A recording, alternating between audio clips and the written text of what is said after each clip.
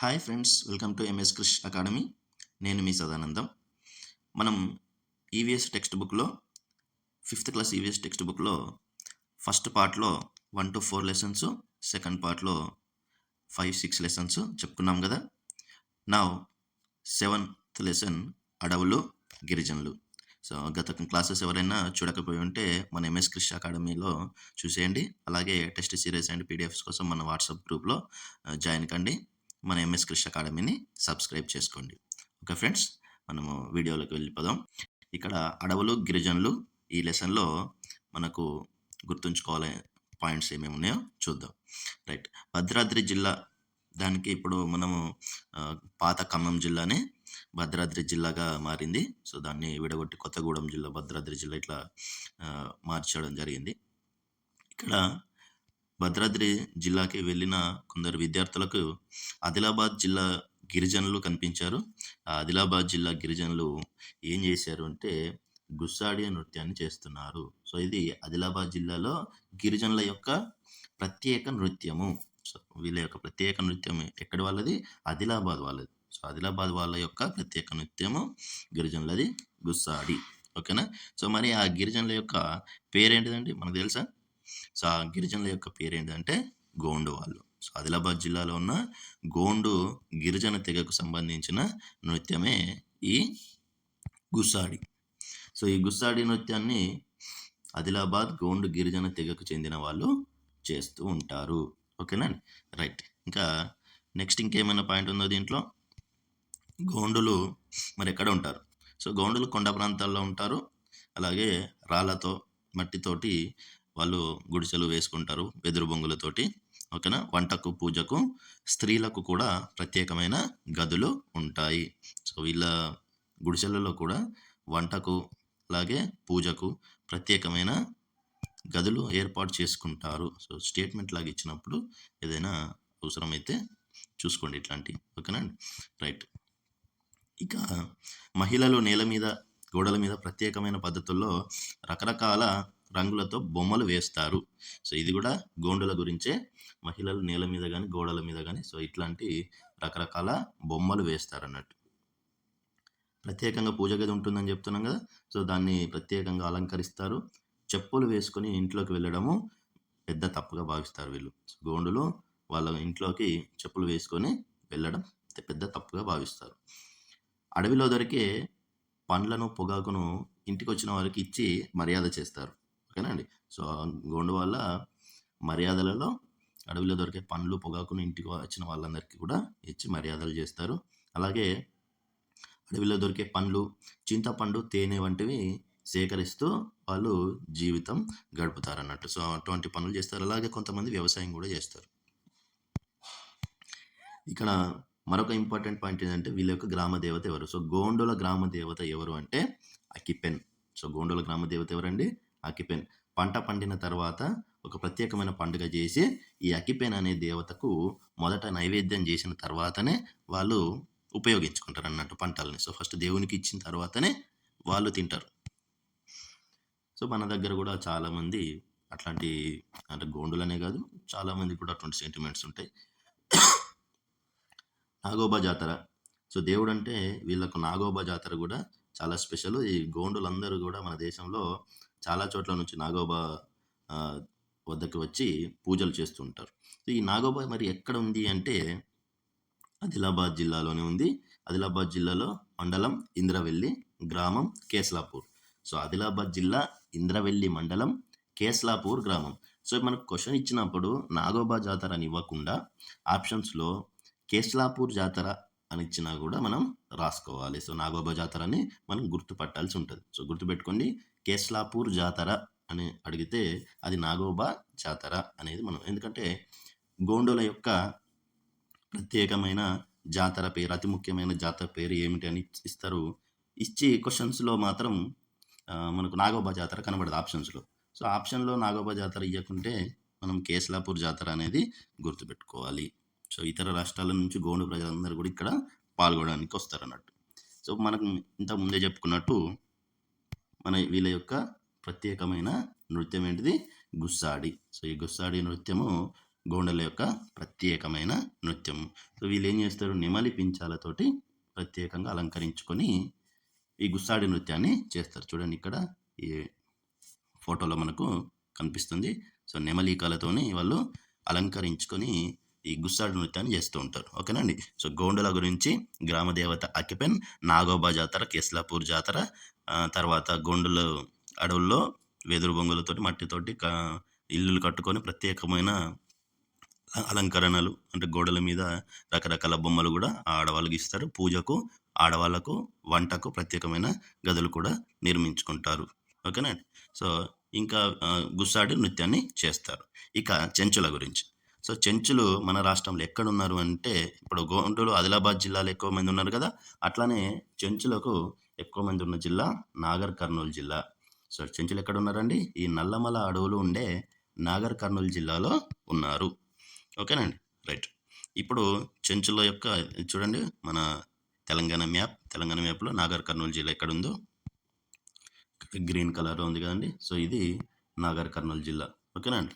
So ఈ నాగర్ కర్నూలు జిల్లాలో చెంచులందరూ ఎక్కువగా నివసిస్తున్నారు. వీరి చెంచుల ఆహారం డిఫరెంట్గా ఉంటుందట, ఎందుకంటే వారు ఎక్కువ అడవిపైన ఆధారపడి ఉంటారు. తేనె, వివిధ రకాల పండ్లను వాళ్ళు దుంపలు, మొక్కల వేర్లు, చింతపండు వంటి వాటిని సేకరించి వాళ్ళు తింటూ ఉంటారు. సో అడవిలో ఏమేమి పండ్లు తింటూ ఉంటారంటే సీతాఫలం కానీ, అడవి సీతాఫలాలు, కొండ మామిడి, కొండ నేరేడు అంటే అడవిలో దొరికే రకాలలో వీళ్ళు తింటూ ఉంటారు. సో తేనెను సేకరించినట్లు వీళ్ళకి తెలిసినట్టు ఇంకెవరికి తెలియదు. సో తేనెను తీయడంలో వీళ్ళు చాలా ఎక్స్పర్ట్స్ అన్నట్టు. ఓకేనండి. సో తేనెను తీయడంలో మనకు చెంచులు చాలా ఎక్స్పర్ట్స్ అన్నట్టు. ఓకేనా. సో తేనెను వీళ్ళకి తెలిసినట్టే ఎవరు తీయలేరు, ఎవరు చెంచులు.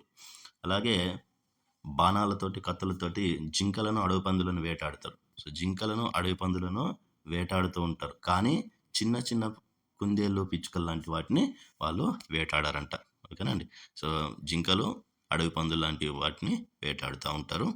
అడవిని తల్లిగా భావిస్తారు. అడవిని తల్లిగా భావించే వాళ్ళు ఎవరండి, చెంచులు. దాదాపు గిరిజనులందరూ కూడా అడవిని గౌరవిస్తారు. అడవిలో సేకరించిన పదార్థాలను అమ్ముకొని జొన్నలు, రాగులు వంటివి చేసుకుంటారు.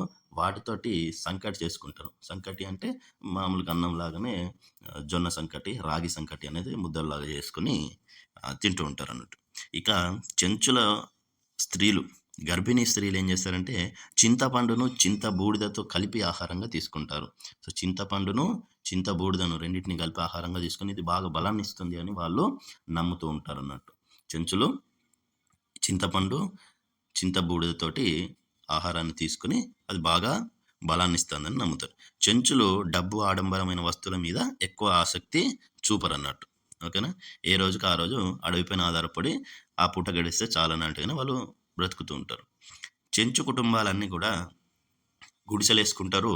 ఆ గుడిసెలను చూడండి, ఈ గుడిసెలను ఏమంటారంటే పెంటలు అంటారు. ఏమంటారండి, పెంటలు. సో ఈ పెంటలను వాళ్ళు పెంటలన్నింటినీ కలిపి ఒక గ్రామం అని పిలుస్తారు. సో ఈ పెంటలన్నింటినీ కలిపి ఒక పెద్ద మనిషి ఉంటారు. అతని మాట అందరు వింటారు. సో ఆయనే గ్రామ పెద్ద. ఏది జరిగినా కూడా, ఎటువంటి ఉత్సవాలు జరిగినా, కార్యక్రమాలు జరిగినా ఆ గ్రామ పెద్ద మనిషి ఆధ్వర్యంలో జరుగుతాయి. సో ఇక్కడ వాళ్లకు ప్రత్యేకమైన వాళ్ళు పూజించే దేవతలు ఎవరు అంటే లింగయ్య స్వామి అండ్ చెంచు లక్ష్మి. లింగయ్య స్వామి, చెంచు లక్ష్మిని వాళ్ళు పూజిస్తూ ఉంటారు. ఎప్పుడంటే ఇది మాఘమాసం. ఓకేనా. మాఘమాసంలో ఈ లింగయ్య స్వామి, చెంచు లక్ష్మి పూజలు చేస్తూ ఉంటారు చెంచులు. ఇక బోండా జాతి వాళ్ళు. సో చెంచుల గురించి గుర్తుపెట్టుకోవాల్సిందే తేనె సేకరించడం, అలాగే పెంటలు అంటారు వాళ్ళ గుడిసెలని, తర్వాత లింగయ్య స్వామి, చెంచు లక్ష్మి దేవతలను పూజిస్తారు. నాగర్ కర్నూలు జిల్లాలో వాళ్ళు ఉన్నారు. ఓకేనా. నెక్స్ట్ బోండా జాతి. గోండులు, చెంచులు ఎక్కువగా అడవుల్లోనే జీవిస్తారు. అలాగే ఈ బోండా తెగ వాళ్ళు కూడా అడవిలోనే జీవిస్తారు. కానీ వీళ్ళకు ఇంకింత బాహ్య ప్రపంచానికి దూరంగా డబ్బు అంటే ఏంటో కూడా తెలియకుండా జీవిస్తున్నారు బోండా జాతి ప్రజలు. అంటే డబ్బు తెలియకుండా కూడా వాళ్ళు జీవిస్తున్నారు. అంటే బాహ్య ప్రపంచంతో సంబంధాలకు దూరంగా జీవిస్తున్నారు అన్నట్టు. ఇక ఈ బోండా జాతి ప్రజలు ఎక్కడున్నారంటే ఆంధ్రప్రదేశ్ రాష్ట్రంలో విశాఖపట్నం జిల్లాలోని అరకు కొండలో ఉన్నారు. ఆంధ్రప్రదేశ్ రాష్ట్రంలో విశాఖపట్నం జిల్లా అరకు కొండల్లో ఉన్నారు. అట్లాగే ఆ పక్కనే ఉన్న ఒడిస్సా రాష్ట్రంలో మల్కాన్గిరి. సో ఇక్కడ గుర్తుపెట్టుకుని ఒకటి మల్కాన్గిరి, ఇక్కడ ఒక్కటి అక్షరం తేడాతోటి మల్కాజ్గిరి అని కూడా అనుకోవచ్చు మనము.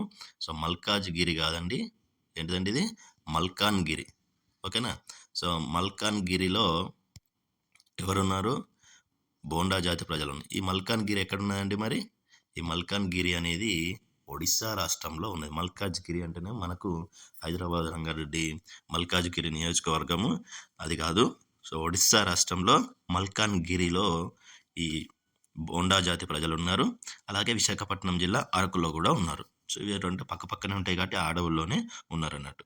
సో ఆ బోండా జాతి వాళ్ళని మరి ఇంకొక పేరుతోటి కూడా పిలుస్తారు. సో బోండా జాతి వాళ్ళను పోరోజు లేదా బోండో అని కూడా పిలుస్తారు. సో బోండా జాతి వాళ్ళకే బోండో లేదా పోరోజు. సో బోండా అన్న, బోండో అన్న, పోరోజు అన్న సేమ్ అన్నట్టు. ఓకేనా, గుర్తుపెట్టుకొని ఇవి మారు పేర్లు. ఇక వీళ్ళ యొక్క భాష, బోండా జాతి వాళ్ళ భాష ఎలా ఉందంటే రెమో అంటారు. బోండా జాతి వాళ్ళ భాషను ఏమంటారు? రెమో అంటారు. సో బోండా జాతి మనం గుర్తుపెట్టుకోవాల్సింది ఏంటి? బోండా జాతి వాళ్ళు ఎక్కడున్నారు అంటే విశాఖపట్నం జిల్లా అరకు అడవుల్లో ఉన్నారు. అలాగే ఒడిశా రాష్ట్రంలో ఉన్న మల్కాన్గిరి అనే ప్లేస్లో ఉన్నారు. సో బోండా జాతి వాళ్ళ యొక్క భాష పేరు రెమో. బోండా జాతిని బోండో లేదా పోరోజు అని కూడా అంటారు. వీళ్ళకు డబ్బు అనేది తెలియదు. అలాగే బోండా జాతి వాళ్ళు ఎంతమంది ఉన్నారు మన దేశంలో అంటే చాలా తక్కువ మంది. సో మొత్తం కలిపితే వాళ్ళు దాదాపు ఒక 12,000 మంది మాత్రమే ఉన్నారంట. సో వాళ్ళ జాతి మొత్తం, బోండా జాతి వాళ్ళ తెగ మొత్తం కలిపితే కేవలం 12,000 మంది మాత్రమే. ఇలా అలాగే వారం వారము వాళ్ళకు సంతలు జరుగుతాయి. సో అంగడి జరుగుతుంది. సో ఈ సంతల్లో వాళ్ళు వచ్చి వాళ్ళు ఏం చేస్తారు?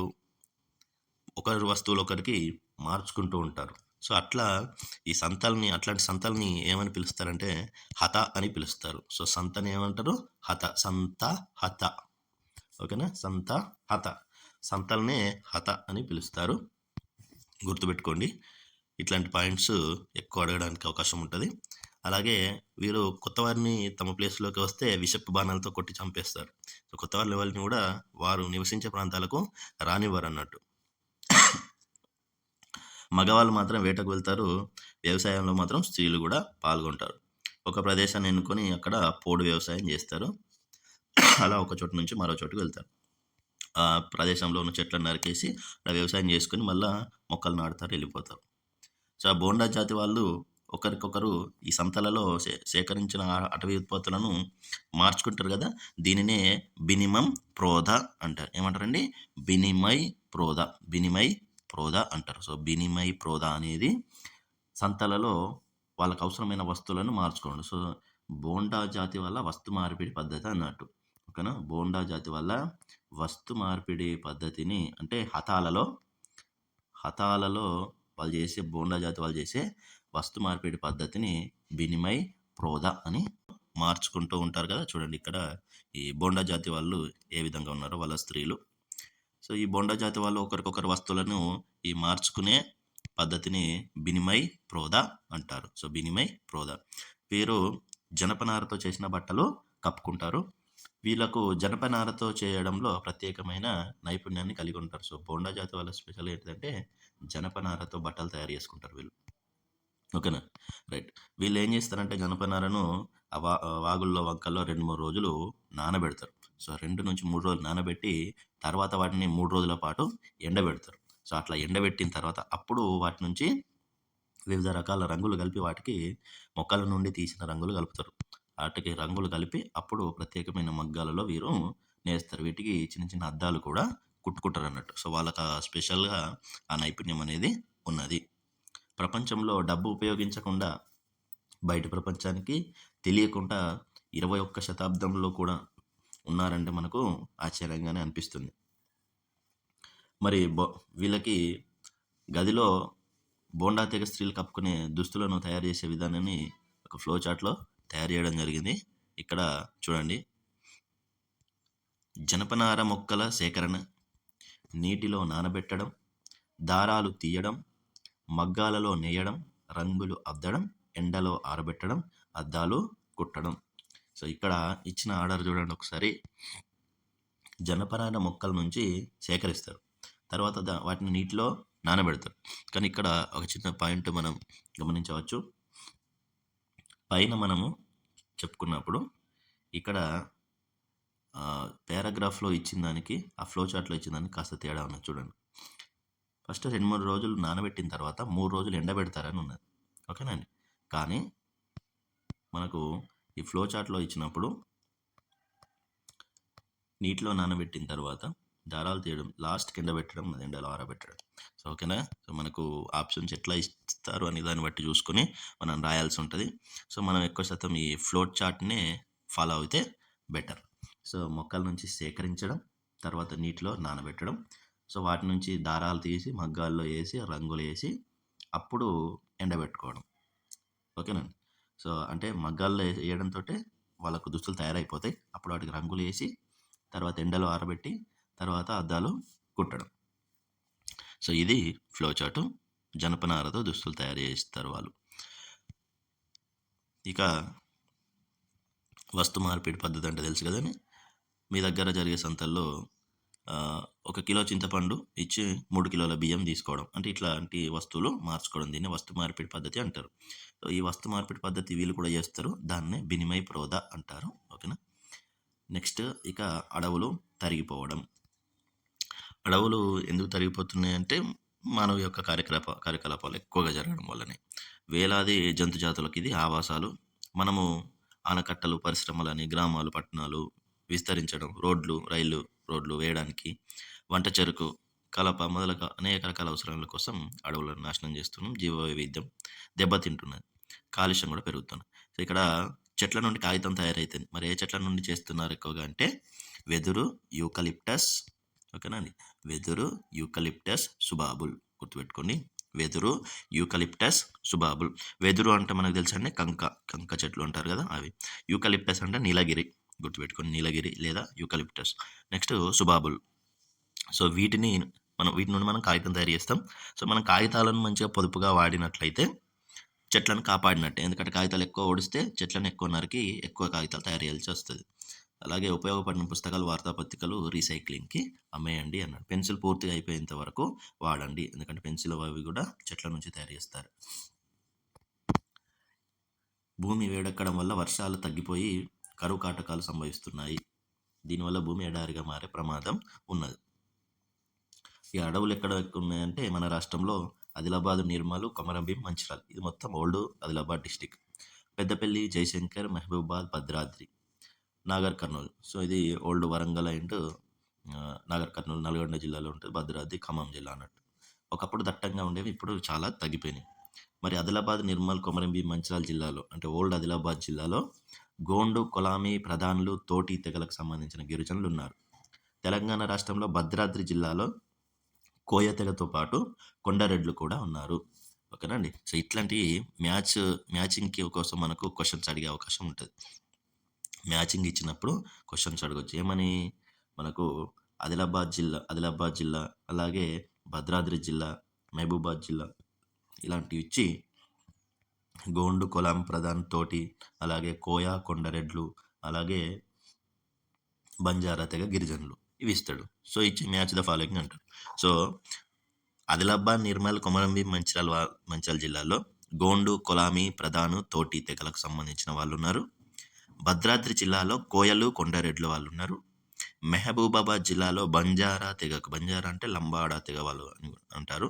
సో బంజారా తెగకు చెందిన గిరిజనులు ఉన్నారు మహబూబాబాద్ జిల్లాలో. అలాగే నాగర్ కర్నూలు జిల్లాలో చెంచులు ఉన్నారు, ఓకేనా. నాగర్ కర్నూలు జిల్లాలో చెంచులు ఉన్నారు. ఇంకా విశాఖపట్నం జిల్లాలో ఒడిశాలోని మల్కాన్గిరిలో మన బోండా జాతి వాళ్ళు ఉన్నారు.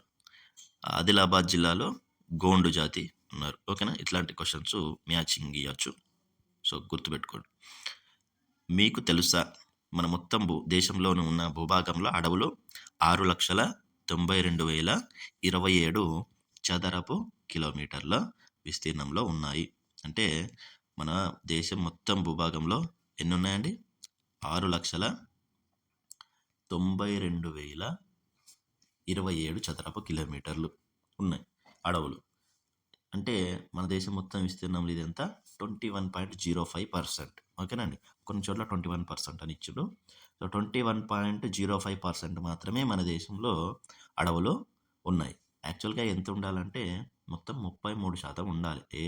ఎక్కడైనా కూడా అడవుల్లో మన అడవుల విస్తీర్ణం, మన మొత్తం భూమిలో అడవుల విస్తీర్ణం ఎంత ఉండాలి? ఏ దేశం తీసుకున్నా అక్కడున్న భూభాగంలో 33% ఉండాలి. అంటే ఆ దేశం మొత్తం 100 ఎకరాలలో ఉంటే 33 ఎకరాల విస్తీర్ణంలో అడవులు ఉండాలి. సో మరి మనం 32 లక్షల చదరపు కిలోమీటర్ల విస్తీర్ణంలో మన దేశం ఉన్నది, కానీ మనకు దాంట్లో 33% లేవు అడవులు, 21% ఉన్నాయి.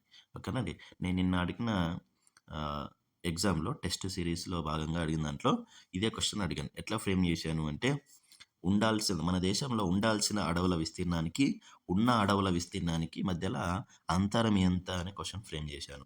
ఎవరైనా రాయకపోతే ఇంకా 5th క్లాస్లో మంచి మంచి క్వశ్చన్స్ రెడీ చేశానండి. సో మన గ్రూప్లో, వాట్సాప్ గ్రూప్లో కానీ లేదా ఎంఎస్ కృషి అకాడమీ యూట్యూబ్ ఛానల్లో కూడా లింక్ ప్రొవైడ్ చేశాను, వెళ్ళి రాయండి. ఓకేనా. ఇంకెవరైనా మీ ఫ్రెండ్స్ ఉంటే షేర్ చేయండి. మీకు నచ్చితేనే షేర్ చేయండి. అలాగే ఎంఎస్ కృషి అకాడమీ సబ్స్క్రైబ్ కూడా చేసుకోండి. సో ఇప్పుడు అంతరం ఎంత అవుతుందండి? సో 12% అనేది కరెక్ట్ ఆన్సర్. 33 - 21 అంటే 12% అనేది రైట్ ఆన్సర్. అక్కడ ఇచ్చాను, చూడండి ఒకసారి. రైట్. ఈ మన దేశంలో మరి ఎక్కువ అడవులు ఏ రాష్ట్రంలో ఉన్నాయంటే మధ్యప్రదేశ్. ఇది అడవుల రాష్ట్రం అన్నట్టు. సో మధ్యప్రదేశ్లో ఎక్కువ అడవులు ఉన్నాయి. ఎన్ని అంటే 77,000 చదరపు కిలోమీటర్ల విస్తీర్ణంలో ఉన్నాయి అన్నట్టు. సో అడవుల విస్తీర్ణంలో మొదటి స్థానంలో ఉన్నది మధ్యప్రదేశ్, ఎంపీ. నెక్స్ట్ మన రాష్ట్రం తెలంగాణ రాష్ట్రంలో ఎంత భూభాగంలో అడవులు ఉన్నాయి అంటే మన రాష్ట్రంలో 46,000 చదరపు కిలోమీటర్లలో ఉన్నాయి. సో 46,000 చదరపు కిలోమీటర్లలో విస్తరించు 46,389. క్లియర్గా చెప్పాలంటే 46,389 చదరపు కిలోమీటర్లు. సో మన రాష్ట్ర భూభాగంలో అది ఎంత అవుతుందంటే 16.89%, అంటే దాదాపు 17% ఉన్నట్టు. సో 16.89% అడవులు ఉన్నాయి మన రాష్ట్రంలో. సో మన దేశానికి మన రాష్ట్రానికి కన్ఫ్యూజ్ కావద్దు. సో మన దేశం మొత్తాన్ని తీసుకుంటేనేమో 21.05%, మన తెలంగాణ రాష్ట్రంలో ఉన్న అడవుల విస్తీర్ణం 16.89%. అదే మన దేశం మొత్తం మీద అడవులు 6,00,000, అంటే అన్ని రాష్ట్రాలు కలిపి 6,92,027 చదరపు కిలోమీటర్లు అయితే మన రాష్ట్రంలో, సో దాంట్లో ఉన్న మన రాష్ట్రం వాటా ఎంత? 46,389 చదరపు కిలోమీటర్లు. అలాగే మధ్యప్రదేశ్ వాటా ఎంత? 77,000 చదరపు కిలోమీటర్లు. ఓకేనండి. సో చెట్ల నరికేస్తే ఏమైతే కార్బన్ డైఆక్సైడ్ ఎక్కువ అవడం వల్ల భూమి వేడెక్కి వర్షాలు తగ్గిపోతే దీన్ని గ్లోబల్ వార్మింగ్ అని అంటారు. ఏమంటారండి? గ్లోబల్ వార్మింగ్ అని అంటారు. ఓకేనండి. సో ఈ నెంబర్స్ అనేటివి గుర్తుపెట్టుకుని, ఎందుకంటే క్వశ్చన్స్ ఫ్రేమింగ్ అనేది ఎట్లయినా చేయొచ్చు, మనం ఎక్స్పెక్ట్ చేయకూడదు. ఎందుకంటే ఏది అడిగినా మనం రాయడానికి సిద్ధంగా ఉండాలి, కాంపిటీషన్ పెరిగింది కాబట్టి. నెక్స్ట్ వన మహోత్సవం చేస్తున్నారు. సో పిల్లలందరూ ఇక్కడ గిరిజన గ్రామాల్లో రవాణా సౌకర్యాలు అనేవి ఇంకా అభివృద్ధి చెందలేదు. రైట్. ఇంతటితో ఈ లెసన్ కంప్లీట్ అయిపోయింది. ఒక చెట్టు గురించి ఇక్కడ చాలా ఉపయోగాల గురించి కూడా ఇచ్చిన చూడండి. 660 kgల కార్బన్ డైఆక్సైడ్ను తీసుకుంటాను, నేను ఒక్కదాన్ని 4 మనుషులకు అవసరమయ్యే ఆక్సిజన్ను ఇస్తాను అని ఉన్నది. సో ఇది కూడా ఒక పాయింట్ లాగానే మనం ఫ్రేమ్ చేసుకోవచ్చు. ఒక చెట్టు ఎన్ని కేజీల కార్బన్ డైఆక్సైడ్ తీసుకుంటే 660 kgల కార్బన్ డైఆక్సైడ్ను తీసుకుంటుంది. మన వాతావరణం నుండి 660 kgల కార్బన్ డైఆక్సైడ్ని పీల్చుకుంటుంది అన్నట్టు. అలాగే ఒక చెట్టు ఎంతమంది మనుషులకు ఆక్సిజన్ని ఇవ్వగలుగుతుంది? 4 ఆక్సిజన్ను ఇవ్వగలుగుతుంది అన్నట్టు. ఓకేనా అండి. సో ఒక చెట్టు ఉంటే 4 బతకొచ్చు అన్నట్టు. ఇక ఈ ఆక్సిజన్ మనం కొనుక్కోవాలంటే చాలా కరోనా అప్పుడు చూసినాం కదా, దాని బదులు ఒక చెట్టు ఉండంటే మనం హాయిగా బతకొచ్చు అన్నట్టు. ఇక నదీ జీవన విధానం 8వ లెసను. ముఖ్యంగా మన రాష్ట్రంలో ఉన్న నది గోదావరి నది. మన గోదావరి నది ఎక్కడ పుట్టింది తెలుసు కదా మీకు?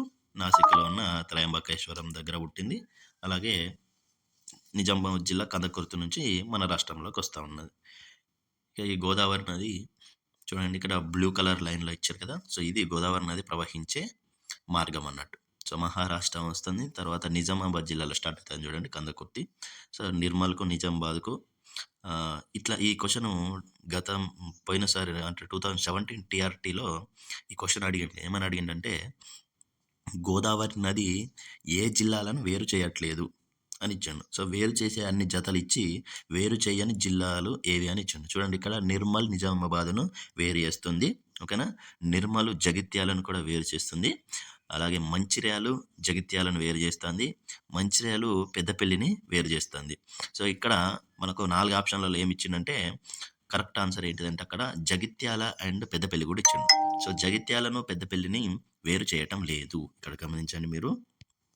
సో, ఇలా ప్రవహిస్తే జగిత్యాలను, పెద్దపల్లిని వేరు చేసినట్టు. కానీ అవి రెండిటిని వేరు చేయడం లేదు. సో, నిర్మల్ అండ్ ఆహ్, ఈ రెండిటిని నిర్మల్ అండ్ నిజామాబాద్‌ని వేరు చేస్తుంది. నిర్మల్ అండ్ జగిత్యాలను వేరు చేస్తుంది. మంచిర్యాల అండ్ జగిత్యాలు, మంచిర్యాల అండ్ పెద్దపల్లిని వేరు చేస్తుంది. మంచిర్యాల అండ్ జయశంకర్ భూపాలపల్లిని కూడా వేరు చేస్తున్నట్టు. కానీ జగిత్యాలను, పెద్దపల్లిని లేదా జగిత్యాలను, రాజన్న సిరిసిల్లను ఇట్లాంటి ఇస్తే అదే కరెక్ట్ ఆన్సర్ అన్నట్టు. వేరు చేసే జిల్లా అడగలేదు. వేరు చేయని జిల్లా అడిగిండు. అప్పుడు చాలామంది కన్‌ఫ్యూజ్ అయిపోయి రాంగ్ చేశారన్నట్టు. సో, అట్లా మన క్వెషన్స్ అనేటివి చాలా జాగ్రత్తగా ఆలోచించి పెట్టాలి.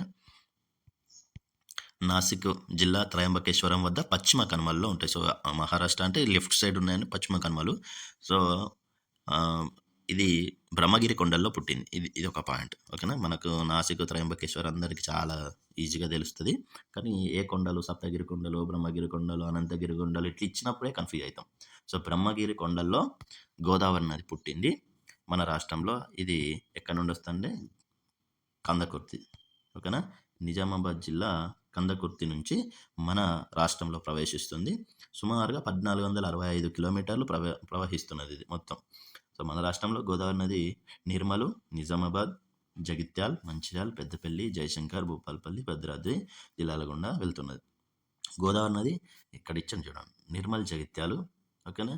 నిర్మల్, నిజామాబాదు, మంచిర్యాల, జగిత్యాలు, మంచిర్యాల, పెద్దపల్లి జిల్లాలను వేరు చేస్తున్నది అని ఇచ్చిండు.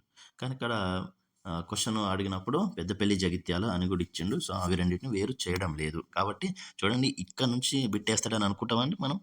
సో, ఇక్కడ మనం ఏం ఆలోచిస్తామంటే నాసిక్ జిల్లా అని అడగొచ్చు, త్రయంబక్ ఎక్కడ పుట్టిందని అడగొచ్చు, ఏ కొండలు, పశ్చిమ కొండలు, బ్రహ్మగిరి కొండలు అని అడగొచ్చు, ఎక్కడ ప్రవేశిస్తుంది నిజామాబాద్ జిల్లా కందకుర్తి అని అడగొచ్చు, లేదా ఎన్ని కిలోమీటర్ ప్రవహిస్తున్నది అని అడగొచ్చు. ఇది చూస్తారు. లేదా ఏ జిల్లాలో గుర్తుపెట్టుకుంటారు. కానీ ఏ జిల్లాలను ఇక వేరు చేస్తున్నది అనే క్వెషన్‌ని ఇక్కడ ఇచ్చిండు. అందుకనే మన టెస్ట్ సిరీస్‌లో ఎక్కువ శాతం ఇట్లాంటి క్వెషన్సే రెడీ చేయడానికి ట్రై చేస్తున్నామండి. సో, ఖచ్చితంగా మనం ఎంత టఫ్‌గా ప్రిపేర్ అయితే అంత బాగా స్కోర్ చేస్తాం. అంటే మన టెస్టులు రాస్తే ఇంకా దాంట్లోంచి బిట్ మిస్ అయ్యే అవకాశం లేకుండా ఉండడానికే ట్రై చేస్తున్నాం. సో, కాబట్టి అంత కఠినంగానే ఉంటది టెస్టు. మీరు కూడా చూడండి. రైట్. ఇంకెవరైనా ఉంటే సబ్స్క్రైబ్ చేసుకోమని చెప్పండి. ఆంధ్రప్రదేశ్ రాష్ట్రంలో తూర్పుగోదావరి జిల్లాలోని అంతర్వేది, యానాంల వద్ద బంగాళాఖాతంలో కలుస్తున్నది. ఓకేనండి? ఇది కూడా గుర్తుపెట్టుకోండి. ఏపీలో తూర్పుగోదావరి జిల్లాలోని అంతర్వేది, యానం అంటే శాఖలుగా విడిపోయి ఒక శాఖ అంతర్వేది దగ్గర, ఒక శాఖ యానం దగ్గర, ఒక శాఖ నరసాపురం దగ్గర ఇట్లా కలుస్తాయి. ఇక్కడ ఇచ్చిండు అంతర్వేది, యానం అనేటివి. సో, ఇక్కడ ఇది గోదావరి నది బంగాళాఖాతంలో కలుస్తుంది. అంతర్వేది, యానం అనే ఊర్ల దగ్గర ఇది కలుస్తా ఉంటది. సో, ఇది 3 పాయలుగా విడిపోయి కలుస్తదని ఇచ్చిండు. సో, అట్లా మనకి ఇక్కడ 2 ప్లేస్‌ల పేర్లు ఇచ్చిండు. మత్స్యకారులు గోదావరి నది పైన రకరకాల పడవలు పడవల్లో వెళ్ళి రొయ్యలు, పీతలు, చేపలు మత్స్యకారులు పడుతూ ఉంటారు. గోదావరి నది పైన వీరు ఆధారపడి ఉంటారు. తెడ్డు పడవలు, మర పడవలు ఉపయోగిస్తారు వీళ్ళు. నది రవాణా. నదిలో రవాణా కూడా చేయొచ్చు. అలాగే విహరించే వాళ్ళకి, పర్యాటకులకు కూడా నది అందాలను కలిగిస్తుంది. అంటే పాపికొండలనేది మన గోదావరి నదిలో అత్యద్భుతమైన ప్లేస్. భద్రాచలం నుంచి పేరంటాలపల్లి మధ్యలో పాపికొండల నడుమ గోదావరి నదిలో వేలాది పర్యాటకులు పర్యటిస్తూ ఉంటారు. సో, నేను కూడా చూసాను. చాలా బాగుందండి. సో, ఎప్పుడైనా మీకు వీలుంటే వెళ్ళి చూడండి. తెలంగాణ టూరిజం శాఖ వారు లాంచీలను నడుపుతున్నారు. సో, ఒక జస్ట్ రూ. 950 టికెట్ రేట్ ఉంటదంతే. సో, కానీ లోపలికి వెళ్ళి ఆ అద్భుతమైన దృశ్యాలను చూస్తుంటే మనకు చాలా బాగా అనిపిస్తది. సో, పొద్దున తీసుకెళ్ళి మళ్ళీ సాయంత్రం వరకు తీసుకొస్తారు. దాదాపు 70 కిలోమీటర్లు ప్రయాణం ఉంటుంది. సో, దాంట్లోనే మనకు ఫుడ్ కూడా అరేంజ్ చేస్తారు. మార్నింగు టిఫిను, ఆఫ్టర్‌నూను లంచ్ అన్నీ ప్రొవైడ్ చేస్తారు. ఓకేనా? చూడండి. నెక్స్ట్ ఆనకట్టలు, పంటలు. గోదావరిపై మొదట కట్టిన డ్యామ్ ఏంటిదంటే గంగాపూర్ వద్ద ఉంది. సో, అక్కడ మహారాష్ట్రలో అక్కడ నుంచి గంగాపూర్ డ్యామ్ అనేది ఫస్ట్ అక్కడ కట్టారు. తర్వాత నాసిక్, త్రయంబకం పట్టణాల ప్రజలకు తాగునీరు కూడా గోదావరి నది నుంచే. అలాగే గోదావరి నదిపై జయక్వాడి, శ్రీరామ్ సాగర్, ధవళేశ్వరం. సో, శ్రీరామ్ సాగర్ అనేది మన దగ్గరనే ఉన్నదండి. సో, శ్రీరామ్ సాగర్ తెలంగాణలోనే ఉన్నది. అలాగే శ్రీరామ్ సాగర్‌ని పోచంపాడు ప్రాజెక్ట్ అని కూడా అంటారు. ధవళేశ్వరం అనేది ఏపీలో ఉన్నదండి. ఓకేనా?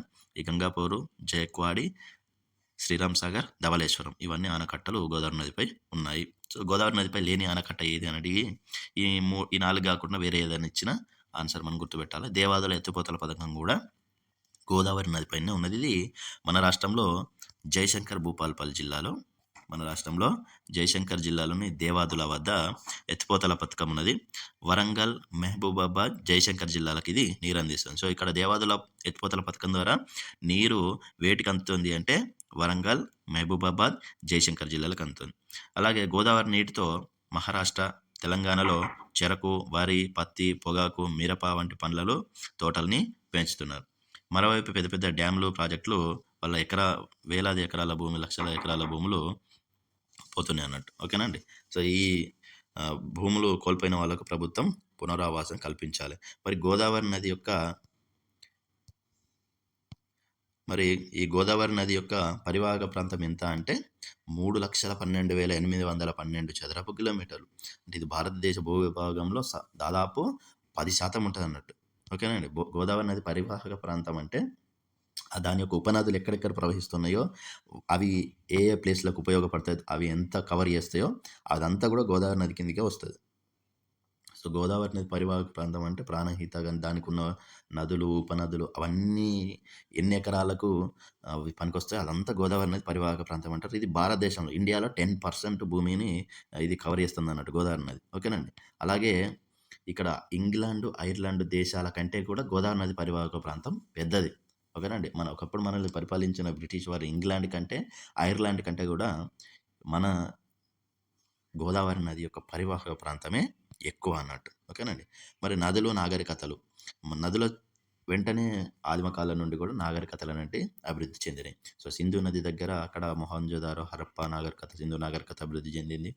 అలాగే ఇక్కడ గోదావరి నది తీరాల్లో కూడా నాగరికతలనేటివి అభివృద్ధి చెందుతాయి. ఎక్కడైనా వాటర్ ఫెసిలిటీ ఉన్న దగ్గరనే మొదటి కాలం నుంచి కూడా టైగ్రిస్, యూఫ్రస్ నదుల దగ్గరనే ఆ మెసొపటేమియా నాగరికత, నైలు నది తీరంలో ఈజిప్ట్ నాగరికత. సో, మనుషులందరూ ఎప్పుడు గాని వాటర్ రిసోర్సెస్ దగ్గరనే ఉండేవాళ్ళు. సో, ఇక్కడ మానవులకు జీవన వనరుగా నదులు ఉపయోగపడినాయి కాబట్టి చాలా రకాల గ్రామాలు, నగరాలు, పురాతన నగరాలన్నీ కూడా అక్కడనే ఉంటాయి. నదులకు తీరాలలో ఉంటాయి. సో, మహారాష్ట్రలో త్రయంబకేశ్వర ఆలయం ఇక్కడ ఇచ్చిండు. సో, త్రయంబకేశ్వర ఆలయం కూడా మనకు గోదావరి ఒడ్డునే ఉంటది. అలాగే జ్ఞాన సరస్వతి దేవాలయం తెలంగాణలో బాసరలో ఉన్నది. సో, గోదావరి నది ఆధ్యాత్మిక తీరాలకు ప్రసిద్ధి చెందింది. నాసిక్ కుంభమేళా జరుగుతది. ఇక్కడ త్రయంబకేశ్వర్ అనేది 12 జ్యోతిర్లింగాలలో ఒకటి. నాందేడ్‌లో ప్రఖ్యాతమైన సచ్‌ఖండ్ గురుద్వారా ఉన్నదండి. ఓకేనా? నాందేడ్‌లో ప్రఖ్యాతి చెందిన సచ్‌ఖండ్ గురుద్వారా అనేది ఉన్నది. త్రయంబకేశ్వర్‌లో 12 జ్యోతిర్లింగాలు అంటే 12 జ్యోతిర్లింగాలలో మన దేశంలో ఉన్నాయి. అందులో త్రయంబకేశ్వర్ అనేది కూడా ఒకటి. అలాగే మన రాష్ట్రంలో ప్రసిద్ధి చెందిన జ్ఞాన సరస్వతి దేవాలయం. భారతదేశంలో 2 సరస్వతి దేవాలయాలు ఉన్నాయి ఫేమస్. అవి ఒకటి కాశ్మీర్‌లో ఉంటే రెండవది బాసరలో ఉన్నదండి. ఓకేనా? ఇది నిర్మల్ జిల్లాలో ఉన్నది. మరి ఇది ఎవరి కాలంలో నిర్మించారంటే చాళుక్యుల కాలంలో నిర్మించారు. సో, బాసరను ఎవరి కాలంలో నిర్మించారు? ఈ బాసర జ్ఞాన సరస్వతి దేవాలయం చాళుక్యుల కాలంలో నిర్మించారు. ఇది హైదరాబాద్‌కు 205 కిలోమీటర్ల దూరంలో ఉంటది. అలాగే నిజామాబాద్‌కి 35 కిలోమీటర్ల దూరంలో ఉన్నది. హైదరాబాద్‌కు 205 కిలోమీటర్లు. సో, నిర్మల్ జిల్లా, బాసర. సో, ఒకటేమో కాశ్మీర్‌లో ఉంటే రెండవది బాసరలో ఉన్నది. నిర్మల్ జిల్లాలో గోదావరి ఒడ్డున చాళుక్యుల కాలంలో దీన్ని నిర్మించారు. ఓకేనండి.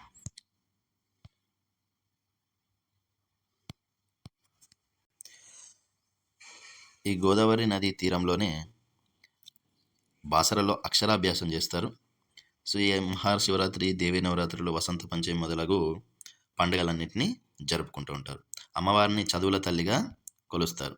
అమ్మవారిని చదువుల తల్లిగా భావిస్తారు సరస్వతీదేవిని. దీంతోపాటు ధర్మపురి లక్ష్మీ నరసింహస్వామి ఆలయం, భద్రాచలంలో భద్రాద్రి రాముని ఆలయం, మంతనిలో గౌతమేశ్వర ఆలయం, ఇవన్నీ ఆధ్యాత్మిక కేంద్రాలుగా విలసిల్లుతున్నాయి. సో ఇక్కడ ప్రతి 12 ఏళ్ళకు ఒకసారి గోదావరి నదికి పుష్కరాలు జరుగుతాయండి. ఇక్కడ పవిత్రంగా భావిస్తారు. ఇక నిర్మల్ అనేది కొయ్య బొమ్మలకు చాలా ప్రసిద్ధి చెందింది. అది కూడా నిర్మల్ పట్టణం కూడా గోదావరి తీరంలోనే ఉన్నది. ఈ గౌతమేశ్వర ఆలయము, భద్రాచలము, ధర్మపురి వీటన్నిటి గురించి క్లియర్గా మనకు ఈవీఎస్లో కాకుండా తెలుగు బుక్లో గోదావరి పాఠం ఉన్నది కదండి. సో నేను గోదావరిని పాఠంలో మంచిగా క్లియర్గా ఉంటుంది. అక్కడ చూస్తే మీకు క్లారిటీ వచ్చేస్తుంది. ఇక పరిశ్రమలు, కాలుష్యం. రామగుండంలో 2600 మెగావాట్ల కరెంట్ ఉత్పత్తి అవుతుంది. చూడండి, థర్మల్ విద్యుత్ కేంద్రం బొగ్గుతోటి నడిచేది. సో జల విద్యుత్ ఉంటుంది, బొగ్గుతోటి నడిచే ఈ థర్మల్ అంటారు.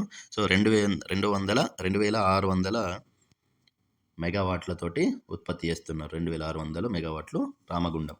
అలాగే భద్రాచలంలో పేపర్ మిల్లు, కొత్తగూడెంలో కూడా థర్మల్ పవర్ స్టేషన్ ఉన్నది. విద్యేశ్వరంలో సహజ వాయు విద్యుత్ కేంద్రం ఉన్నది.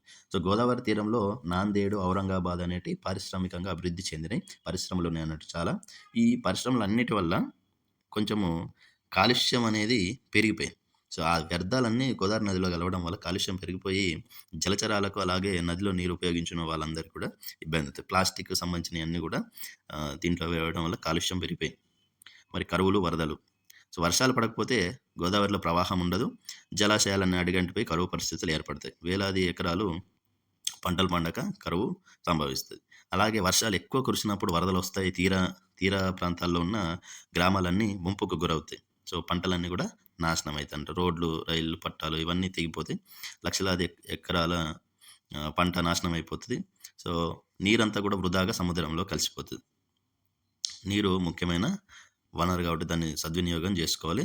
అలాగే కరకట్టలు నిర్మించాలి. గ్రామాలు మునిగిపోకుండా నది ఒడ్డుల్లో కరకట్టలు నిర్మించాలి. సో ఇది ఈ లెసన్లో ఉన్నది. ఓకేనా, గోదావరి నది గురించి అందరికీ అర్థమైంది అనుకుంటా. సో వాతావరణము, గాలి. సో వాతావరణం, గాలిలో భూ ఆకర్షణ శక్తి, భూ పరిభ్రమణాల వలన గాలి నిరంతరం కదులుతూ ఉంటుంది. ఒక ప్రదేశం నుంచి మరో ప్రదేశానికి వెళ్తూ ఉంటుంది. సో గాలికి కొన్ని ధర్మాలు ఉంటాయి. ఒత్తిడి, బరువు, స్థలాన్ని ఆక్రమించడం, ఇటువంటి ధర్మాలు కూడా ఉంటాయి. భూమి చుట్టూ ఒక దుప్పెట్లాగా ఆవరించి ఉన్న గాలినే వాతావరణం అని అంటారు. సో వేడి, గాలిలో తేమ, మేఘాలు, ఒత్తిడి మొదలగు విషయాల ద్వారా వాతావరణ పరిస్థితిని మనం తెలుసుకోవచ్చు. ఓకేనా. ఇక గాలి వీచే దిశలను బట్టి అక్కడ వాతావరణం చేంజ్ అయిపోతూ ఉంటుంది. భూమి సూర్యుని చుట్టూ పరిభ్రమించడం వలన, భూమి అక్షము వంగి ఉండడం వలన కాలాలు, ఋతువులు ఏర్పడతాయని మనందరికీ తెలుసు. ఓకేనా. భూమి కాస్త వంగి ఉంటుంది, టిల్ట్ అయి ఉంటుంది. సో అప్పుడు మనకు ఈ కాలాలు, ఋతువులు అనేటివి ఏర్పడుతున్నాయి.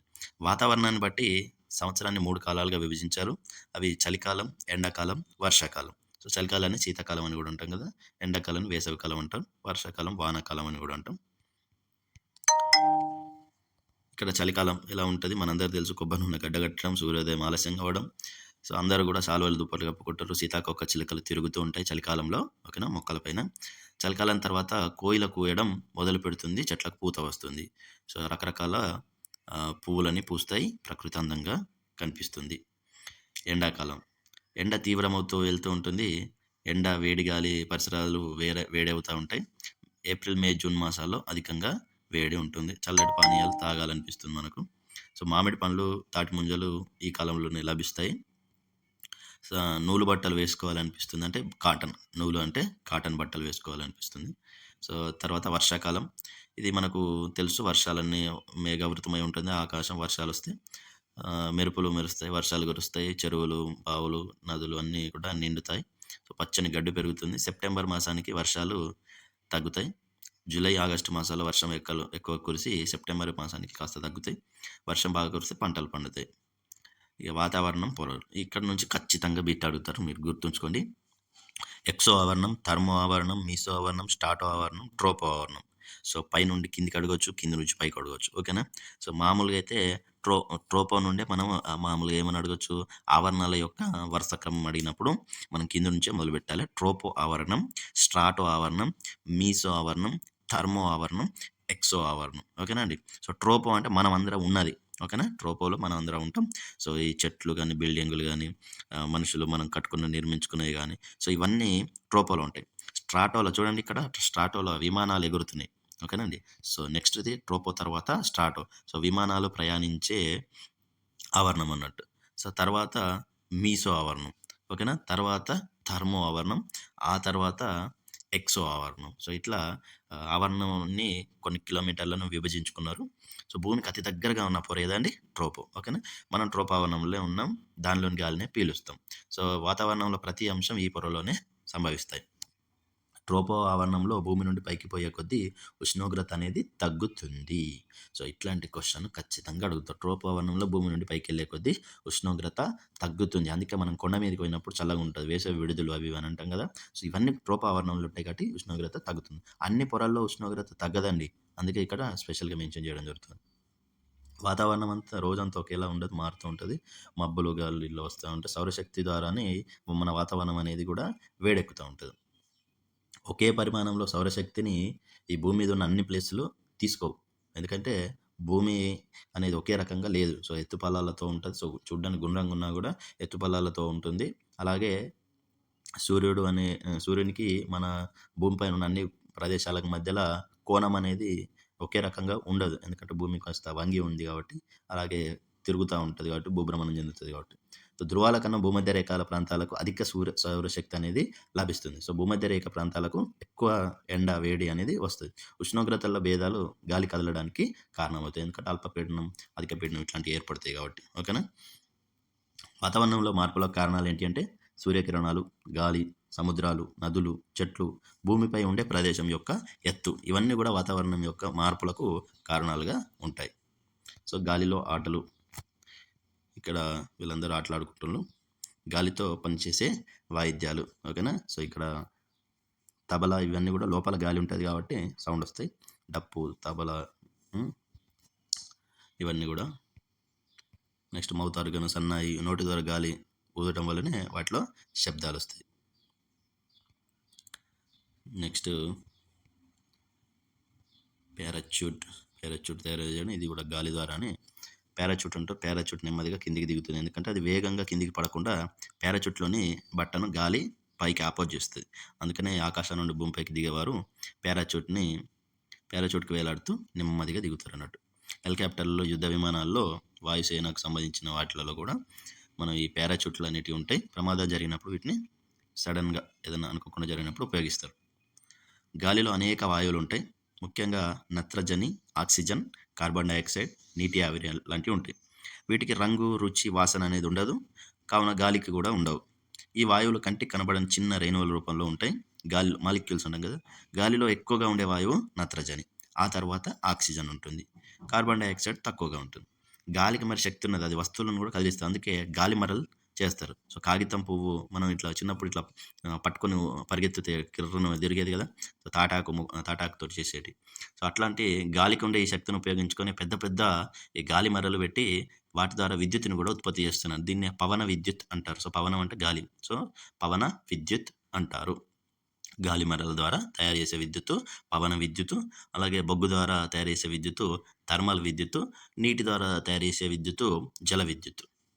ఓకేనండి? సో ఎక్కువగా మనకు నత్రజని అంటే నైట్రోజన్ ఉంటుంది.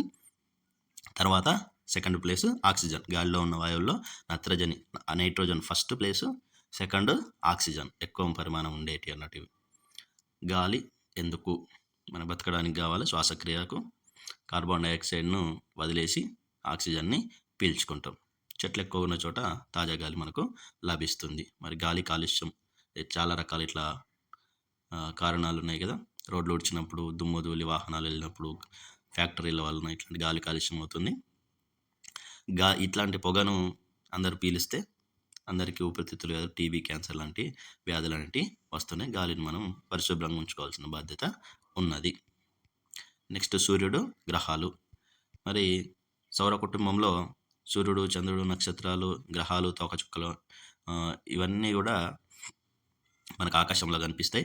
సూర్యుని యొక్క కుటుంబంలో సూర్యుడు, సూర్యుని చుట్టూ తిరిగే గ్రహాలు, వాటి చుట్టూ తిరిగే ఉపగ్రహాలు, వీటిని సౌర కుటుంబం అని అంటాం. సో విమానం నుండి ఆకాశంలో ప్రయాణిస్తే మనకు ఎంతో చిన్నగా కనిపిస్తుంది భూమి.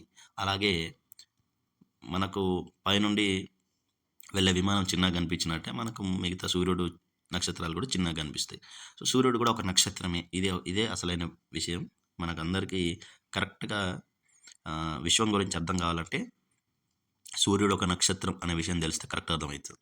సో భూమికి మిగతా నక్షత్రాలకు సూర్యుడు దగ్గరగా ఉండడం వల్ల, మిగతా నక్షత్రాల కంటే సూర్యుడు బాగా దగ్గర ఉండడం వల్ల మనకు పెద్దగా కనిపిస్తున్నాడు. అలాగే మిగతా నక్షత్రాల దగ్గర ఉండంటే సూర్యునిలాగే మనకు వేడినిచ్చేవాళ్ళు, సూర్యునిలాగానే మనకు వెలుతురునిచ్చేవాళ్ళు. సో అట్లా ఇంకా బాగా హీట్ అయ్యేది. సో సూర్యుడు ఒక మండుతున్న అగ్నిగోళం. సౌర వ్యవస్థలో అన్నిటికంటే పెద్దది సూర్యుడు. సో ఓన్లీ సౌర వ్యవస్థలో అండి, మొత్తం విశ్వంలో కాదు, ఓన్లీ సౌర కుటుంబంలో. సూర్యకిరణాలు అన్ని దిశలకు ప్రసరిస్తాడు. సౌర వ్యవస్థలో శక్తి అంతటికి సూర్యుడే మూలం. సో శక్తిలో కొంత భాగం వెలుతురుగా, మరికొంత భాగం వేడిగా భూమికి చేరుతుంది. మిగిలిన 7 గ్రహాలు సూర్యుని చుట్టూ తిరుగుతాయి. సో మొత్తం సూర్యుని చుట్టూ 8 గ్రహాలు తిరుగుతున్నాయి. సో 9వ గ్రహం ప్లూటో కూడా ఉండేది, కానీ దాన్ని గ్రహం అనే హోదా నుంచి పరిగణించడం లేదు ఇప్పుడు. సో దాని పేరు మనకు పరిగణలోకి తీసుకోవడం లేదు కాబట్టి 8 గ్రహాలు ఉన్నాయి ప్రస్తుతం. సో నవగ్రహాలు అనే కాన్సెప్ట్ ఇప్పుడు రాంగ్ అన్నట్టు. సో 9 గ్రహాలు కాదు, 8 గ్రహాలు. సో సూర్యుని చుట్టూ ఉన్న గ్రహాలను సౌర కుటుంబం అంటాం. బుధుడు, శుక్రుడు భూమి, కుజుడు లేదా అంగారకుడు, గురుడు లేదా బృహస్పతి, శని, యురేనస్, నెప్ట్యూన్ అనే 8 గ్రహాలను ప్లూటోను గ్రహాలుగా పరిగణించడం లేదు. కాబట్టి సౌర కుటుంబంలో 8 గ్రహాలు ఉన్నాయి. మీకు తెలుసా, ఎప్పుడూ సూర్యుని వైపు సూటిగా చూడకూడదు, కళ్ళకు ప్రమాదం. పగలు రాత్రి ఎట్లా ఏర్పడతాయి మరి? పగలు రాత్రి ఇక్కడ చూడండి, సూర్యుని పక్కనే ఉన్న భూమి. సో పగలు రాత్రి ఎట్లా ఏర్పడితేనే సూర్యునికి ఎదురుగా ఉన్న భాగం వెలుతురు ఉంటుంది, సూర్యునికి అవతల వైపు ఉన్న భాగం చీకటిగా ఉంటుంది. సో మళ్ళీ చేంజ్ అయినప్పుడు ఇటువైపు వెలుతురు వస్తుంది, మళ్ళీ మరొక వైపు చీకటి అవుతుంది. అందుకని పగలు రాత్రి అనేటివి ఏర్పడుతున్నాయి. భూమి దాదాపు గుండ్రంగా బంతి ఆకారంలో ఉంటుంది. బొంగారంలా తిరగడం వల్ల పగలు రాత్రి ఏర్పడుతుంటాయి. సో పగలుకి భూమి తన చుట్టూ తను తిరగడమే భూభ్రమణం, భూమి సూర్యుని చుట్టూ తిరగడం భూపరిభ్రమణం. సో భూమి తన చుట్టూ తను తిరగడాన్ని ఏమంటారు? భూభ్రమణం అంటారు. సో భూమి యొక్క భ్రమణం, తన చుట్టూ తను తిరగడం. భూమి సూర్యుని చుట్టూ అంటే పరిభ్రమణం అంటే ఏంటిదంటే వేరే వాళ్ళ చుట్టూ తిరగడం. సో భూపరిభ్రమణం అంటే భూమి వేరే అంటే సూర్యుని చుట్టూ తిరగడం. సో భూమి ఒక్కసారి తిరగడానికి ఎంత టైం పడుతుంది అంటే 24 గంటల టైం పడుతుంది. సో 23 గంటల 56 నిమిషాల 4 సెకండ్లు అనేది యాక్చువల్ టైం, కాబట్టి 24 గంటల టైం పడుతుంది అని ఇచ్చింది ఇక్కడ. అలాగే ప్రతిరోజు సుమారు 12 గంటల సమయం మరియు 12 గంటల సమయము రాత్రి, పగలు సమయం 12 గంటలు, రాత్రి సమయం 12 గంటలు ఉంటుంది. భూమి యొక్క చిన్న నమూనాని గ్లోబు అని అంటాం. అందరికీ తెలుసు, స్కూళ్ళల్లో ఉంటాయి. భూమి యొక్క సహజ ఉపగ్రహం చంద్రుడు. అంటే మనం పంపించిన ఉపగ్రహాలు కాకుండా సహజంగా భూమి చుట్టూ తిరిగే ఉపగ్రహం చంద్రుడు. అంతరిక్షంలో ఒక గ్రహం చుట్టూ మరొక ఖగోళ పదార్థం తిరిగితే దాన్ని ఉపగ్రహం అని అంటారు. సో భూమి చుట్టూ చంద్రుడు ఒక క్రమమైన కక్షలో తిరుగుతాడు. ఒకసారి భూమి చుట్టూ తిరగడానికి చంద్రునికి 28 రోజులు టైం పడుతుంది. ఒక్కసారి మొత్తం భూమి చుట్టూ తిరిగి రావడానికి చంద్రునికి 28 రోజులు పడతాయి. చంద్రునికి స్వయంగా ప్రకాశించే శక్తి లేదు. చంద్రుడు నక్షత్రం కాదు కాబట్టి స్వయంగా ప్రకాశించలేడు. సూర్యుని యొక్క కాంతి చంద్రుని పైన పడితేనే మనకు చంద్రుడు వెలుగులాగా కనిపిస్తాడు. కక్షలో తిరుగుతున్నప్పుడు పౌర్ణమి రోజు చంద్రుడిని మొత్తం చూస్తాం, మిగిలిన రోజు చిన్న చిన్న ఆకారాలుగా చూస్తాం. చంద్రునికి ఒక భ్రమణం పూర్తి చేయడానికి 28 రోజులు పడుతుంది కదా. భూమిలాగే చంద్రుడు ఇతర గ్రహాలు తమ చుట్టూ తాము తిరుగుతూనే ఉంటాయి. చంద్రుడు భూమి చుట్టూ తిరుగుతాడు, భూమి సూర్యుని చుట్టూ తిరుగుతుంది. ఓకేనా?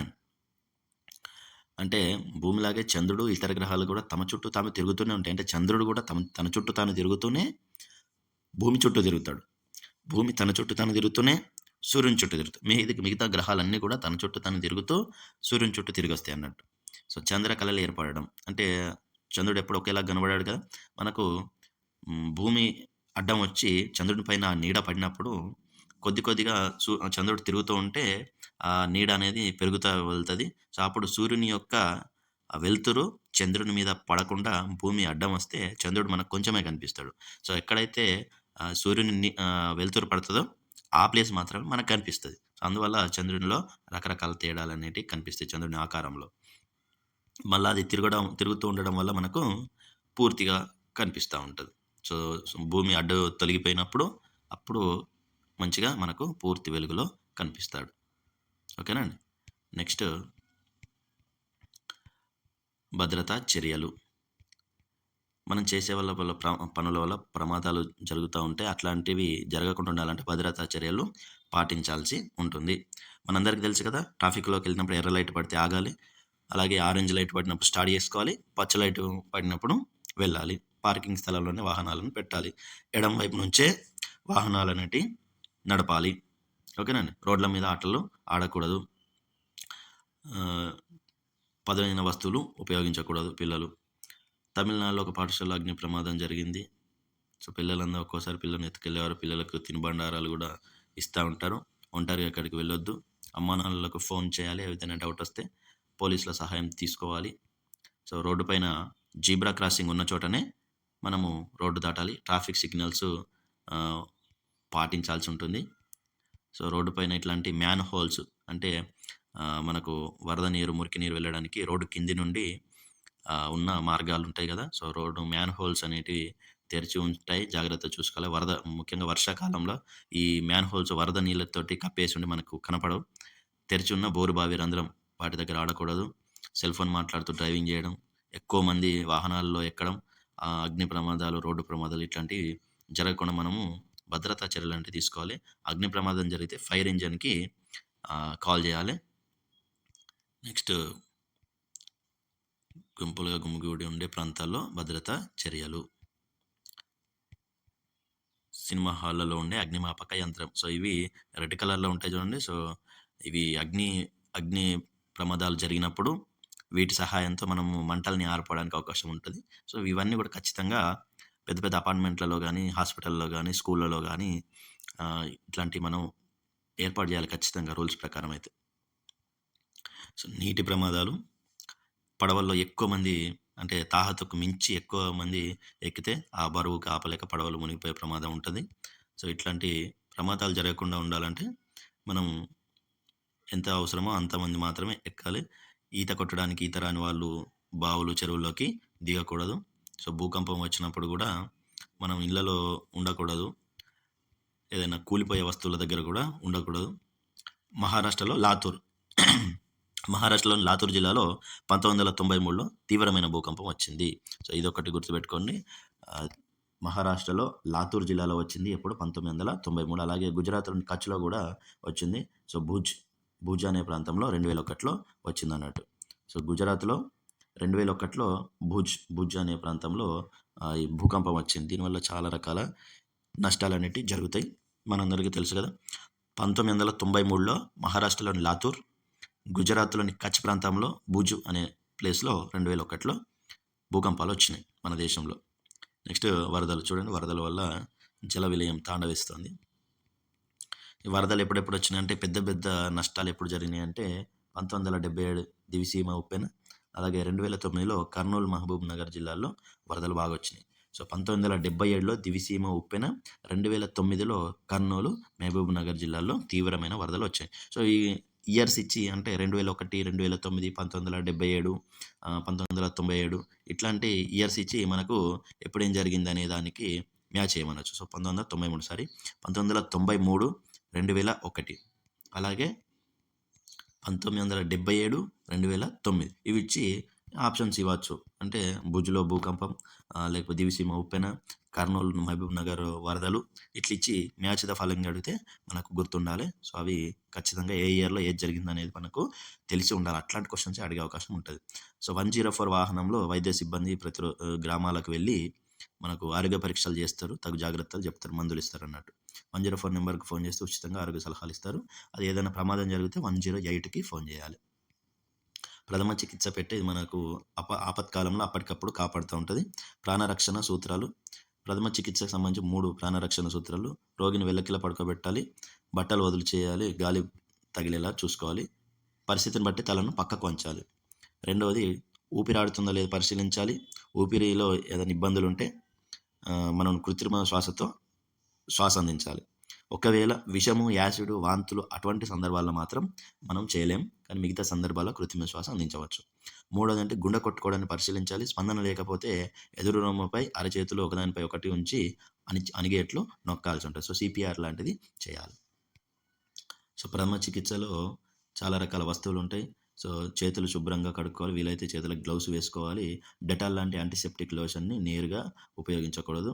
యాంటీసెప్టిక్ లోషన్కి కొన్ని చుక్కలు నీళ్ళలో కలిపి దూది ముంచి గాయాలను శుభ్రం చేయాలి. ఓకేనండి. సో దూదితో చేయాలి. ఆయింట్మెంట్ రాసి గాజు గుడ్డతో కట్టాలి. కట్టు జారిపోకుండా పైన ప్లాస్టర్తో అంటించాలి. ఏదైనా గాయం జరిగినప్పుడు గాజ్ అనే ఒక గుడ్డతోటి కట్టాలి. సో ఆయింట్మెంట్ రాసి కట్టు జారిపోకుండా ప్లాస్టర్తో అంటించాలి. కమిలిన గాయాలకు విషయంలో మాత్రం ఏదైనా పాలిథీన్ కవర్లో చుట్టిన ఐసుతో కాపడం లాంటివి చేయాలి. మంచుగడ్డను నేరుగా గాయం మీద పెట్టకూడదు.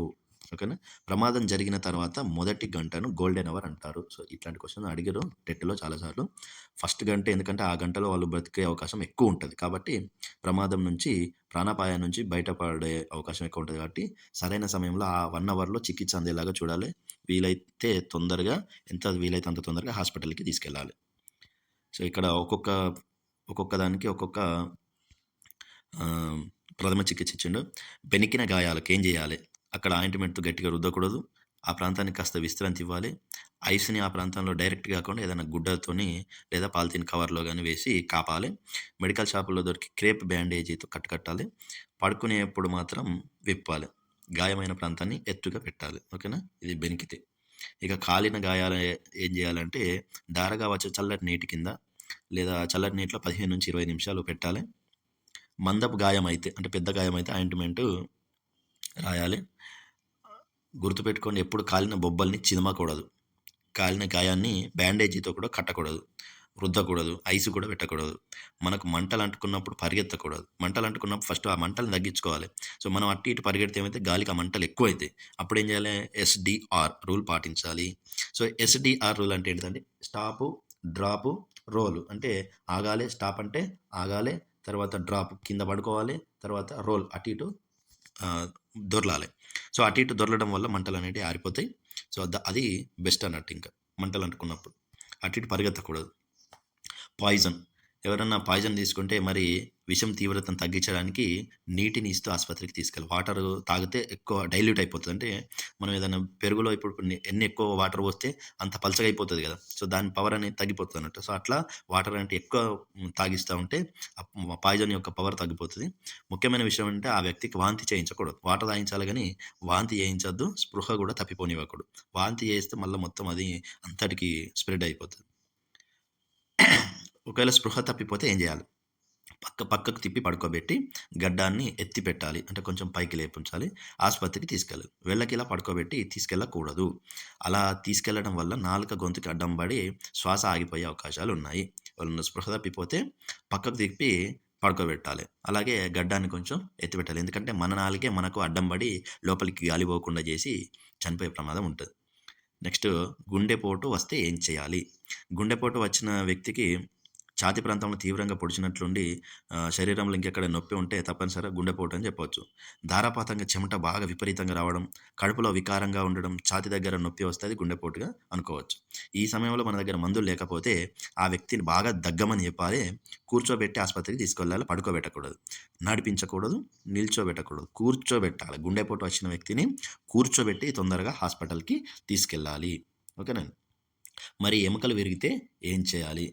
పక్షవాతాన్ని, ఏ ఎముక విరిగినా ఆ ప్రాంతాన్ని కదలకుండా చూస్తూ ఆసుపత్రికి తీసుకెళ్ళాలి. అంతకుమించి మనం ఏం చేయలేం. దాన్ని మన సొంత వైద్యాలు చేయకూడదు. పక్షవాతాన్ని ఎలా గుర్తుపట్టాలి? మీ ఇంట్లో ఎవరికైనా బీపీ ఉండి కళ్ళు తిరుగుతూ తిమ్మిరిగా ఉందని అనిపిస్తే మొదట నవ్వమని చెప్పాలి. ఆ వ్యక్తి నవ్వేటప్పుడు వంకరగా నవ్వినా, సరిగ్గా మాట్లాడలేకపోయినా, చేతులు పైకెత్తలేకపోయినా పక్షవాతం అని గుర్తించాలి. తక్షణమే ఆసుపత్రికి తీసుకెళ్ళాలి. మరి కుక్క కరిస్తే ఆ ప్రాంతాన్ని సబ్బుతో నీళ్ళతో కడగాలి. గాయానికి బ్యాండేజ్ క్లాత్తో మూయడం కానీ కుట్టు వేయడం కానీ చేయకూడదు. ఓకేనా. హాస్పిటల్కి తీసుకెళ్ళాలి. పాము కాటు గురైన వ్యక్తి మరణించడానికి 90% కారణం భయమేనండి. సో ఓకేనా. మనం చేయాల్సిందా ఆ వ్యక్తికి ధైర్యం ఇవ్వాలి. ఫస్ట్ ధైర్యంతో ఆయన బతుకుతాడు తప్ప ఆ భయంతో గుండెపోటు వచ్చి చచ్చిపోతారు. పాము కరిచినందుకు కాదు.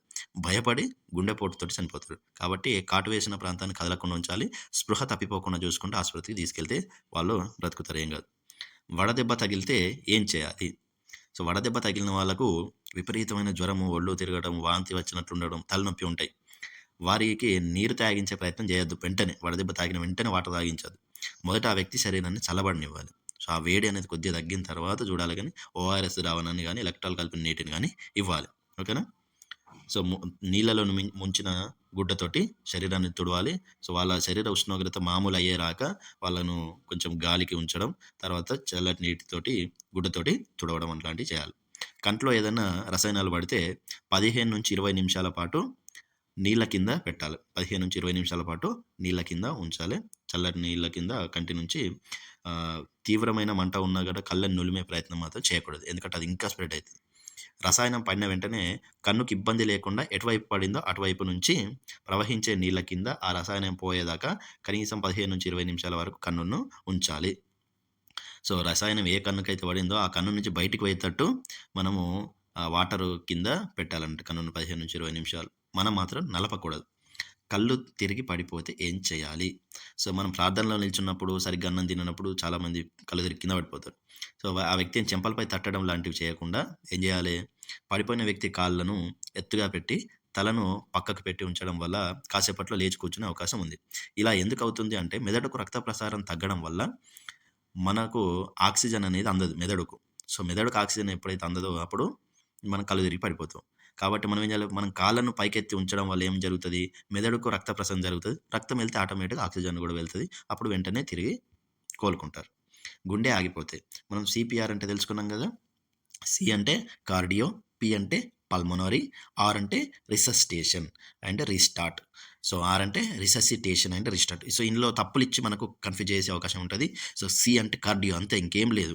అదే ఒక్కటే గుర్తుపెట్టుకోవాలి. పి అంటే పల్మోనరీ అంటే ఊపిరితిత్తులు, సి అంటే కార్డియో గుండె, పి అంటే పల్మోనరీ ఊపిరితిత్తులు, రిససిటేషన్ అంటే రీస్టార్ట్ అంటే తిరిగి స్టార్ట్ చేయడం, అంటే గుండెను ఊపిరితిత్తులను తిరిగి స్టార్ట్ చేయడం అని గుర్తుపెట్టుకోండి. ఓకేనా? సో సి అంటే కార్డియో, పి అంటే పల్మోనరీ, ఆర్ కార్డ్‌ని మనం కన్ఫ్యూజ్ అవుతాం. ఆర్‌కు 2 ఉన్నాయి, రిససిటేషన్ అండ్ రీస్టార్ట్. అది మొత్తం ఒకటే, రిససిటేషన్ అండ్ రీస్టార్ట్. ఓకేనండి? సో ఇలా సిపిఆర్ చేయడం వల్ల మనం బతికే అవకాశం ఉంటుంది. సో సిపిఆర్ అంటే ఏంటిదంటే, మనం అరచేతిని పెట్టి నొక్కుతూ కృత్రిమ శ్వాసను తిరిగి ఇవ్వాలి. అంటే గుండెను నొక్కుతూ ఊపిరితిత్తులను పనిచేసేలాగా ఊపిరితిత్తులకు గాలి పంపించాలి. ఏం చేయాలి మరి? 2-3 అంగుళాల పైన మధ్య ఎముక నుండి, వ్యక్తి ఛాతీ మధ్య ఎముక ఉంటుంది కదా! సో ఆ మధ్య ఎముక అంతమైన చోటు నుంచి 2-3 అంగుళాల పైన మీ అరచేతితో అదిమి పెట్టి మీ చేతిని నిటారుగా ఉండేట్టు చూస్తూ మధ్య ఎముక పైన 30 సార్లు ఒత్తిడి కలిగించాలి. టక 30 సార్లు గట్టిగా కాకుండా, మరీ సున్నితంగా కాకుండా మామూలుగా ఒత్తిడి చేసి ఆ వెంటనే మనం గాలి కృత్రిమ శ్వాసను ఇవ్వాలి. సో నోటి ద్వారా 2 సార్లు ఊదుతా మనం 30 సార్లు నొక్కాలండి. ఇలా నిమిషానికి మనము 30 సార్లు చేయాలి. ఓకేనండి? సో 30 సార్లు నొక్కుతూ 2 సార్లు మనము కృత్రిమ శ్వాసల్ని ఇవ్వాలి. సో ఇలా చేస్తూ ఉంటే మనము 3 సార్లు చేయాలి. సో ఇలా 3 సార్లు చేస్తే ఆ వ్యక్తి గుండె మళ్ళీ స్టార్ట్ అయ్యే అవకాశం ఉంటుంది. కృత్రిమ శ్వాసలోకి పంపించినప్పుడు ముక్కు రంధ్రాలని మూయడం, గడ్డాన్ని పైకెత్తడం మర్చిపోవద్దు. రైట్. ఇక్కడేం చేయాలి? కృత్రిమ శ్వాస మనం లోపలికి నోట్లో నోరు పెట్టి గాలి ఇచ్చినప్పుడు మనం ముక్కుని ముయ్యకపోతే ఆ గాలి అనేది మళ్ళా వాళ్ళ ముక్కులోంచి బయటకొచ్చేస్తది. వాళ్ళ ఊపిరితిత్తుల్లోకి వెళ్ళదు. కాబట్టి వాళ్ళ ముక్కు మూసి మనము గాలిని కృత్రిమ శ్వాసను ఇవ్వాలి. అలాగే గడ్డాన్ని పైకెత్తి ఉంచి ఇవ్వాలి. ఎందుకంటే గాలి లోపలికెళ్ళాలంటే మనకిక్కడ అడ్డు ఉండకూడదు. కాబట్టి కొద్దిగా పైకెత్తి గడ్డాన్ని మనము కృత్రిమ శ్వాస అనేది ఇవ్వాల్సి ఉంటుంది. గొంతులో ఏదైనా అడ్డుపడితే మరి ఏం చేయాలి? గొంతులో ఏదైనా అడ్డుపడినప్పుడు వీపుపై 4, 5 సార్లు చరచాలి. వాళ్ళని ముందుకు వంగి దగ్గమని చెప్పాలి. ఓకేనా? సో ఒకవేళ ఆ విధంగా బయటికి రాకపోతే కడుపు పైన ఒత్తిడి కలిగిస్తూ దగ్గమని చెప్పాలి. సో ఆ విధంగా బయటకొచ్చే అవకాశం ఉంటుంది. మనం చేతితోటి వేలు పెట్టి లాగేస్తే అది ప్రమాదం ఇంకెక్కువైతది. రక్తస్రావాన్ని ఆపడం ఎలా? రక్తస్రావాన్ని ఆపాలంటే మనము ఆ రక్తం ఏదైతే గాయం జరిగిందో ఆ ప్లేస్‌ని గుండె కంటే హైట్‌లో ఉంచాలి. అంటే ఇప్పుడు ఫర్ ఎగ్జాంపుల్ చేతికి గాయం జరిగితే చేతిని పైకెత్తి పట్టుకుంటే అప్పుడు గుండె నుండి స్పీడ్‌గా రక్తం బయటికి రాదు కాబట్టి అప్పుడు రక్తస్రావం ఆగిపోయే అవకాశం ఉంటుంది. సో మొదటి గోల్డెన్ అవర్‌లోనే ఆసుపత్రికి తీసుకెళ్ళాలి. ఓకేనా? ఎక్కడ గాయం జరిగినా కూడా గుండె కంటే హైట్‌లో ఉండేలాగా ఆ ప్రాంతాన్ని ఉంచుకుంటే బెటర్. నెక్స్ట్, ముక్కులోంచి రక్తస్రావం వస్తే, ముక్కులోంచి కిందికి రక్తం వస్తుందని వెనక్కి వంచి ఉంచకండి. ఎప్పుడు తలని వెనక్కి పెట్టకూడదు. తలని ముందుకు వంచి ముందుకున్న మెత్తటి భాగాన్ని 10 నిమిషాల దాకా వత్తి పట్టాలి. ఓకేనా? తలని ముందుకే వంచి ఉంచాలి. ముందుకి కిందికి గారుతున్నా కూడా కిందికే వంచి ఉంచి 10 నిమిషాల దాకా ముక్కును కాస్తంత వత్తి పట్టాలి. సో దూది లాంటి వాటిని పెట్టి ఆపే ప్రయత్నం చేయొద్దు. ఓకేనా? సో అది ఆటోమేటిక్గా అదే ఆగిపోతుంది. బీపీ ఉన్న వాళ్ళకు ఆపే ప్రయత్నం చేయకూడదు. వాళ్ళకి 5-10 చుక్కలు వచ్చి అదే ఆగిపోతుంది. ఎందుకంటే బీపీ ఉన్న వాళ్ళకి ఇది ఒక ప్లస్ పాయింట్ అన్నట్టు. సో బీపీ అనేది వాళ్ళకి సేఫ్టీ వాల్ లాగా పనిచేసి ఇది ఆగిపోతుంది అన్నట్టు. సో మిగతా వాళ్ళకి కూడా ఆగిపోతుంది. సో కాబట్టి దాన్ని ఆపొద్దు. 10 నిమిషాల దాకా ఒత్తి పెడితే సరిపోతుంది. కరెంట్ షాక్ కొడితే ఏం చేయాలి? మొదట స్విచ్ ఆఫ్ చేయాలి, ప్లగ్గులు తీసేయాలి. అలాగే ఆ వ్యక్తి దగ్గరికి వెళ్ళి ఆ వ్యక్తి గడ్డాన్ని పైకెత్తాలి. ఎందుకంటే నాలుక అడ్డం పడిపోతుంది. సో శ్వాస ప్రారంభం అయ్యే అవకాశం ఉంటుంది. అలా కాని పక్షంలో కృత్రిమ శ్వాస ఇవ్వాలి. ఒకేసారి కరెంట్ షాక్ ఎక్కువ అయితే గుండెపోటు వచ్చే అవకాశం ఉంది. కార్డియాక్ అరెస్ట్ అంటారు దాన్ని. సో ఆ వ్యక్తికి కృత్రిమ శ్వాస ఇవ్వడమే కాకుండా గుండెను తిరిగి కొట్టుకునే ప్రయత్నం చేయాలి. ప్రపంచ ఆరోగ్య సంస్థ వాళ్ళ సూచనల ప్రకారం పాము, తేలు కుట్టినప్పుడు తాడు కట్టడము, ఘాటు పెట్టడము, రక్తాన్ని నోటితో పీల్చడం ఇటువంటివి చేయకూడదు. శుభ్రపరచని బ్లేడ్ కానీ చాకులు కానీ ఉపయోగించకూడదు. వాటి వల్ల ధనుర్వాతం వచ్చే అవకాశం ఉంటుంది. రక్తాన్ని నోటితో పీల్చితే విషము పీల్చిన వారి శరీరంలో కూడా వస్తుంది. సో 108 అనేది మనకు పనిచేస్తుంది. సెయింట్ జాన్స్ అంబులెన్స్ వారిని సంప్రదించాలి అని ఇచ్చిండు. ఓకేనా? 108కి ఫోన్ చేస్తే వారు ఫైర్ ఇంజిన్, అంబులెన్స్, పోలీసులకు కూడా సమాచారం ఇస్తారు. వారు వెంటనే వచ్చి సహాయం చేస్తారు. ఓకేనా? ఏదైనా ప్రమాదం జరిగితే 108కి కాల్ చేయాలి. అనుకోని ప్రమాదాలకు ప్రథమ చికిత్స చేయాలి. వెంటనే గోల్డెన్ అవర్ లోపలనే హాస్పిటల్కి తీసుకెళ్ళడానికి ప్రయత్నించాలి. మన సొంత వైద్యాలు చేసుకుంటూ కూర్చోకూడదు. ఓకేనా? సో 108 అనేది మన ఎమర్జెన్సీ నెంబరు. దానికి కాల్ చేయాలి. ఓకేనా? ఇక మిగిలింది చారిత్రక కట్టడాలు. ఈ లెసన్ గురించి తదుపరి పార్ట్లో చెప్పుకుందాం.